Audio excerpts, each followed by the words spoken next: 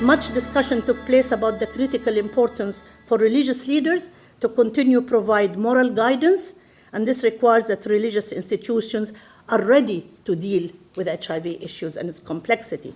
At the same time, the moral responsibility also means dealing with the reality of HIV itself and its impact on the lives of people.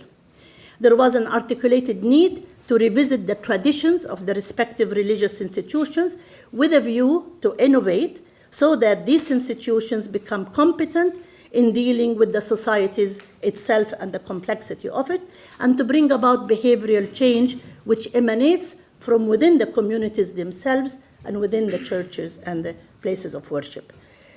The process must be strengthened through intergenerational, intercultural, interfaith, interreligious, as well as dialogue within the religion itself, in safe spaces for the open exchange and discussions around not only HIV/AIDS, but all issues that are of a sensitive nature.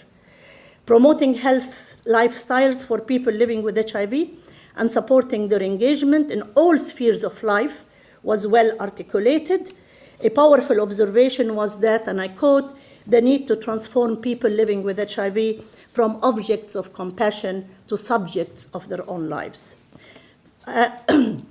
Dealing with adolescent sexuality is a real challenge for religious leaders, faith-based institutions, as well as adults in general. As a result, a relationship of trust needs to be built that we adults, especially parents and families, listen to young people so well that we can understand them, and that the educational system, among other venues, will be the medium for providing age-appropriate sexuality education, as well as creating safe spaces for intergenerational dialogue.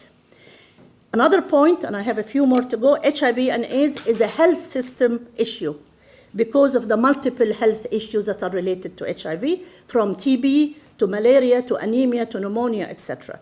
Therefore, it's critical to ensure that health system is well developed and that the necessary support is provided to clinics and health centers at the communities to be able to provide the services.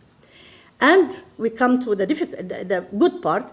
It was both refreshing and humbling to hear an acknowledgement that religious leaders need to hold themselves and each other accountable in terms of their support to universal access, even before holding governments and donors accountable. But they are also responsible to mobilize governments and donors to provide the necessary resources for the institutions that serve. In this context, religious leaders are the natural actors to challenge the economic, business, social systems that increase the vulnerabilities of people. There was a call to ensure sustainability of resources devoted to HIV and AIDS in the context of universal access. It is thus critical that national resources are leveraged for this purpose. And there was a strong affirmation that the collective engagement of both secular and religious domains would create an environment of realizable hope, which we all need to go forward. At the same time, the influence of religious leaders and that of related faith-based service delivery organizations can be decisive in extending the mantle of care to cover the most vulnerable. The theology of compassion informs both the leadership and the work of faith-based organizations.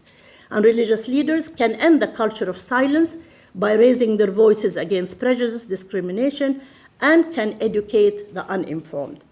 And finally, our work together proves that interventions can be successful and sustainable if change is inclusive, if it emerges from within the faith and culture of the people themselves, if people of all ages and groups who are living or not living with HIV are secure in their sense of belonging and that they are fully engaged, and when all partners are respected and their contributions are valued. One woman living with HIV told me once, "It is not HIV that will kill me, but the absence of hope."